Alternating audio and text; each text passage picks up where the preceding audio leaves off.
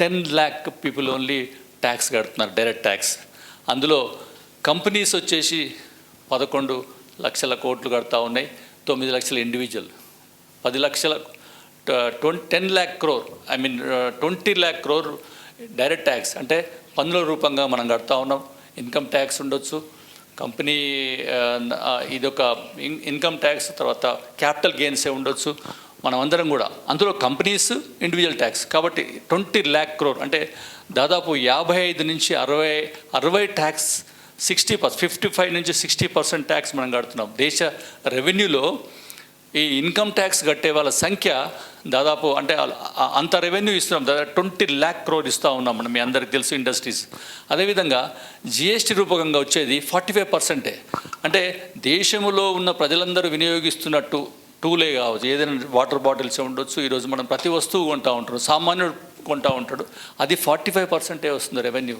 అంటే దాదాపు more than 50% contribution అయిన 10 కోట్ల మంది, అందులో 10 కోట్ల మందిలో కూడా 4-5 కోట్ల మంది రిటర్న్స్ నీళ్ళే ఉంటున్నాయి. మళ్ళీ అందులో కూడా 4-5 crores పబ్లికే ఈ రెవెన్యూ జనరేట్ చేసిస్తున్నారు.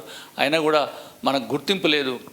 ఈ గుర్తింపు గురించి ఒక ఫస్ట్, అంటే లాస్ట్ టైం మీకు సుప్రీంకోర్టులో కూడా ఒక ట్యాక్స్ పేయర్స్ ఒక యూనిటీగా ఏర్పడి మీరు రేపు రాబోయే కాలంలో ఎలా పెట్టాలి, ఇంత పెద్ద ట్యాక్స్ కడుతున్నటువంటి ఈ ట్యాక్స్ పేయర్స్కు ఒక గుర్తింపు రావాలని చెప్పేసి వాళ్ళందరినీ ఒక యూనిటీగా, ఒక సొసైటీగా ఏర్పడాలని కూడా మనకు సుప్రీంకోర్టు ఆర్డర్స్ ఉన్నాయి, మీరు చూడండి అది.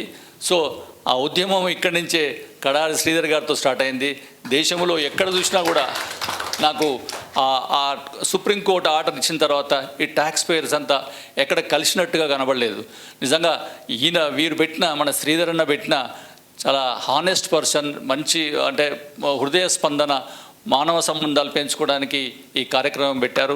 ట్యాక్స్ పేయర్ని గౌరవించి ఎటువంటి ఆశ లేకుండా మన దేశం, ధర్మం అనే ఉద్దేశంతో దేశభక్తి గల వ్యక్తి ఈరోజు ఈ కార్యక్రమాన్ని పెట్టారు. వారిని నిజంగా మనం అభినందించాలి, వారిని గౌరవించాలి, వారికి సపోర్ట్ చేయాలని చెప్పేసి ఈ సభాముఖంగా తెలియజేస్తూ అందరికీ నా కృతజ్ఞతలు తెలియజేస్తూ ముగిస్తున్నాను. Thank you.